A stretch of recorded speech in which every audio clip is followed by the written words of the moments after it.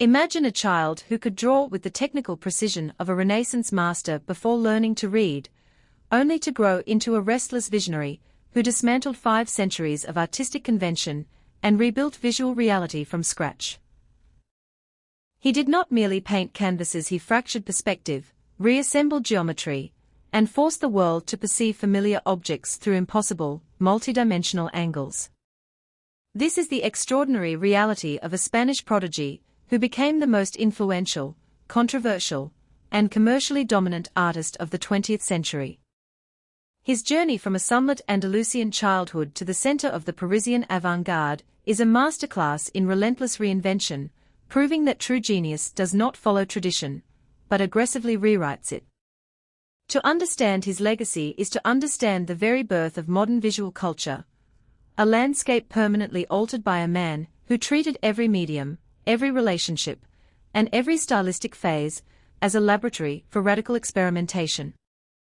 The genesis of this unparalleled artistic phenomenon began in the autumn of 1881 in the historic, culturally vibrant city of Malaga, Spain. Born Pablo Ruiz y Picasso into a modest, creatively inclined family, his early environment was steeped in the rich visual traditions of Andalusian culture, bullfighting, and classical academic training. His father, a professor of drawing and a minor landscape painter, recognized his son's extraordinary aptitude at a remarkably young age. By the time he was 7, he had already mastered the fundamentals of proportion, shading, and anatomical accuracy, displaying a technical facility that surpassed most trained adults. The family relocated to La Coruña and later to Barcelona, where his father officially acknowledged that his son had eclipsed his own abilities and surrendered his brushes, effectively passing the creative torch. At 13, he gained admission to the prestigious School of Fine Arts in Barcelona, a feat that typically required months of examination, which he completed in a single day. His early academic works were executed with such flawless realism that they routinely won regional exhibitions, establishing him as a wunderkind whose technical foundation was unshakable and whose early mastery hinted at a transformative artistic destiny. Driven by an insatiable curiosity and a growing disdain for academic complacency, he relocated to Paris in the early 1900s, the undisputed epicenter of the global art world. The transition from a celebrated Spanish prodigy to an anonymous foreign artist in a fiercely competitive metropolis was profoundly destabilizing. Financial hardship, personal grief, and the isolation of navigating a bohemian underworld plunged him into a period of intense emotional and artistic introspection. This phase, later recognized as his blue period, was characterized by monochromatic palettes dominated by cold indigos, teals, and slate grays. His subjects shifted from academic models to marginalized figures, beggars, blind musicians, and emaciated mothers, rendered with elongated, melancholic forms that conveyed profound human suffering. The paintings were not exercises in technical display, but deeply empathetic studies of poverty, loneliness, and existential despair. This deliberate abandonment of his earlier commercial success in favor of raw emotional truth demonstrated his willingness to sacrifice popularity for artistic authenticity, a choice that would define his entire creative trajectory and establish his reputation as a deeply psychological painter. As his emotional landscape gradually stabilized through new relationships and improved financial circumstances, his palette underwent a dramatic transformation, giving rise to the Rose period. The somber tones of his previous phase were replaced by warm ochres, soft pinks, and terracotta hues, while his subjects shifted to circus performers, acrobats, and harlequins. These figures were no longer depicted as victims of societal neglect, but as dignified, poetic archetypes living on the fringes of conventional society. His work from this era gained significant traction among influential collectors and gallery owners, securing his first major commercial success and establishing him as a serious contender in the Parisian art market. The financial independence afforded by this period allowed him to purchase a studio, expand his social circle, and engage directly with the most radical thinkers of the era. He began frequenting avant-garde salons, absorbing influences from African sculpture, Iberian antiquities, and emerging theories of visual perception, all of which would soon coalesce into a revolutionary artistic language that would permanently fracture the Western pictorial tradition and redefine modern art history. The definitive rupture with conventional representation occurred in 1907 with the creation of a monumental, highly controversial canvas that depicted 5 female figures rendered through jagged, geometric planes and stylized, mask-like faces. The painting deliberately rejected linear perspective, chiaroscuro modeling, and anatomical realism, instead presenting multiple viewpoints simultaneously within a single flattened picture plane. This radical departure from Renaissance conventions initially baffled critics and alienated even his closest artistic allies, who viewed the work as chaotic, intellectually pretentious, and aesthetically offensive. Yet it was precisely this calculated destruction of traditional visual grammar that laid the foundation for Cubism, a movement he co-developed alongside a pioneering French painter.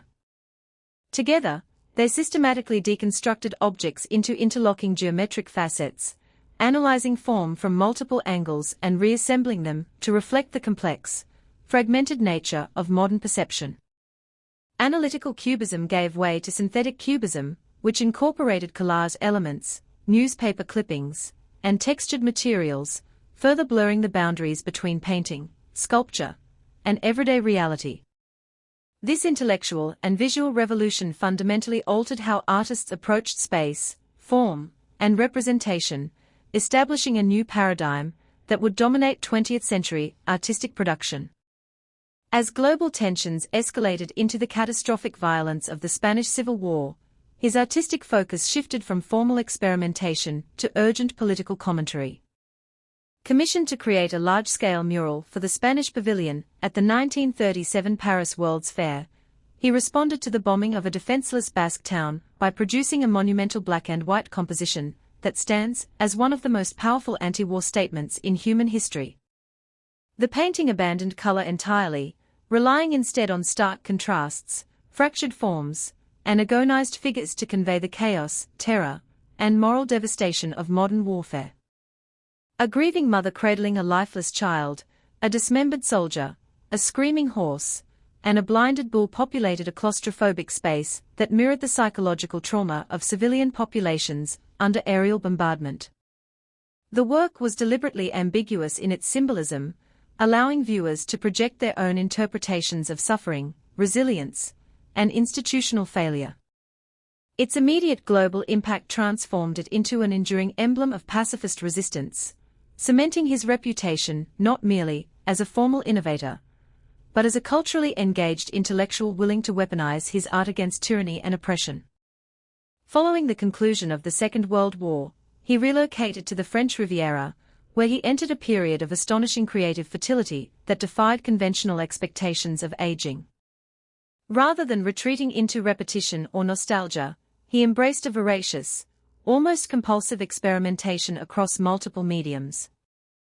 He produced thousands of paintings, drawings, ceramics, sculptures, and prints, frequently working on several projects simultaneously and reinterpreting classical masterpieces through his distinctive visual vocabulary. His late style was characterized by bold, unrestrained brushwork, vivid palettes, and a deliberate return to figurative representation, yet filtered through decades of abstract experimentation. He explored mythological themes, domestic interiors, and intimate portraits, often depicting his partners and family members with a raw, unvarnished honesty that rejected idealization. His ceramic work, created in collaboration with master artisans, revitalized ancient Mediterranean craft traditions by infusing them with modernist sensibilities and playful, spontaneous energy.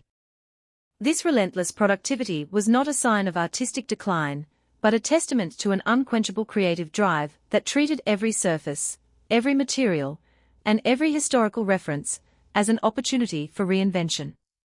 Behind the towering professional achievements lay a deeply complex, often turbulent personal life marked by intense romantic relationships, fierce creative rivalries, and an uncompromising devotion to his artistic autonomy.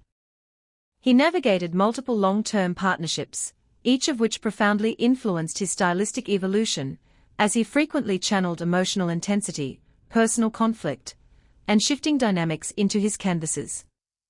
Despite his immense wealth and global fame, he maintained a fiercely guarded privacy, avoiding institutional politics, and refusing to align himself with any single artistic movement or ideological faction. He consistently rejected the notion of a fixed artistic identity, viewing stability as a creative trap and embracing perpetual transformation as the only authentic mode of expression. His commercial success was unprecedented, with his works consistently commanding record-breaking prices at auction and his name becoming synonymous with artistic genius in popular culture. Yet he remained deeply committed to the physical act of creation, spending his final years in his studio surrounded by unfinished canvases, clay models, and sketchbooks, working with the same urgent intensity that characterized his earliest days and proving that creative vitality is sustained by discipline rather than inspiration alone. The legacy of this extraordinary visionary is permanently woven into the cultural and visual fabric of the modern world. He did not merely participate in the evolution of 20th century art, he actively dismantled its foundational rules, proving that representation is not a fixed truth, but a flexible construct shaped by perspective, emotion, and cultural context. He expanded the boundaries of what painting could be, elevated collage to fine art, revitalized sculpture, and demonstrated that artistic relevance requires constant self-reinvention rather than nostalgic repetition. From the academic classrooms of his Spanish youth to the sun-drenched studios of the French Riviera, his journey remains a profound testament to the power of intellectual curiosity, technical mastery, and unapologetic creative freedom. He did not just paint images, he engineered visual revolutions, leaving behind an unparalleled body of work that continues to challenge, inspire, and redefine the possibilities of human expression. His name endures as the definitive symbol of artistic courage, a reminder that true innovation demands the willingness to destroy the familiar in order to discover the unknown, and that the highest achievement of a creative life is the relentless pursuit of what has never been seen before.